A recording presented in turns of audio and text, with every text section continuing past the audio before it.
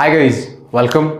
So today we will learn about Talcott Parsons, an American sociologist who has introduced a concept called AGIL Paradigm. AGIL, A-G-I-L paradigm stands for 4 components: adaptation, goal attainment, integration, latency. Talcott Parsons says that these 4 components are integral and critical for the success of any system, especially social system. Now, let me apply this AGIL paradigm to 2 different scenarios. Let me analyze the AGIL paradigm to United Nations as a system, and let me apply the same AGIL paradigm to Indian Constitution as a system, and let us see how well our systems are working. Okay, so now before I apply these, let us just understand what are the 4 components. The first component of the system is adaptation. Adaptation is the ability to adjust to the changing situations in the environment. The more the adaptation, the better the flexibility and hence the survival rates. The second component of the system is goal attainment.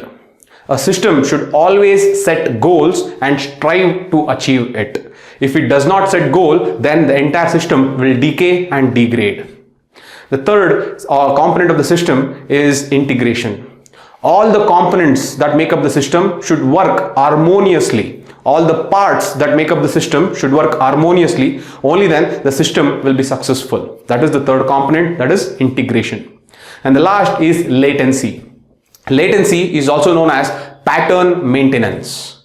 Pattern maintenance or latency means the entire system must abide by the shared value. It must respect the shared value. Only if all the parts in the system respects the shared value, only then there is stability in the system and the system will move towards success. So these are the 4 components of AGIL paradigm.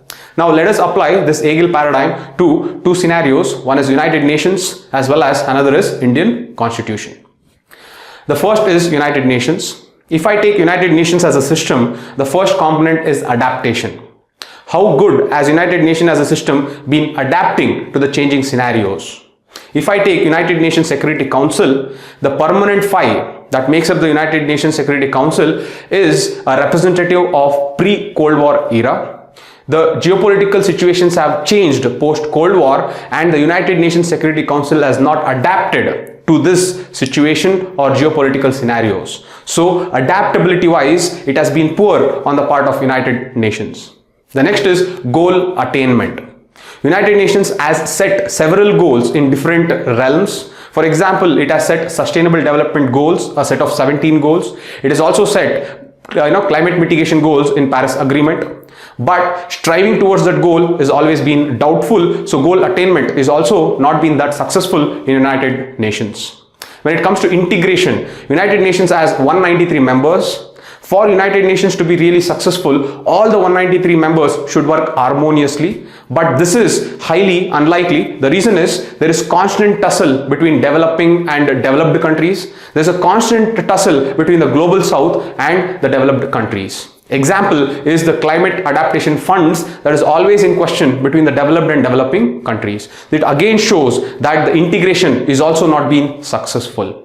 The last is latency or pattern maintenance. Now this latency or pattern maintenance is shared values that are respected by all the components or parts of the system. Now if you take 193 members, are they respecting the shared values of United Nations? United Nations stands for upholding human rights, but there is war happening in Russia and Ukraine. There is war happening in Hamas and Israel. There is constant tussle between USA and China. All this shows that even the latency part is not being upheld from the United Nations. So when we apply the AGIL paradigm to a system called United Nations, it is failing. That is the entire outcome of AGIL paradigm to United Nations.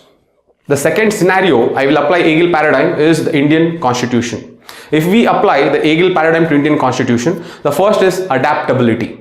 Has Indian Constitution been adaptable to the changing scenarios of Indian society? Yes. It is a very beautiful blend of flexibility and rigidity that defines Indian Constitution. Indian Constitution is known as a living document that constantly evolves with the society. Hence, it has been successful in adapting to the changes in the Indian society. The second is goal attainment.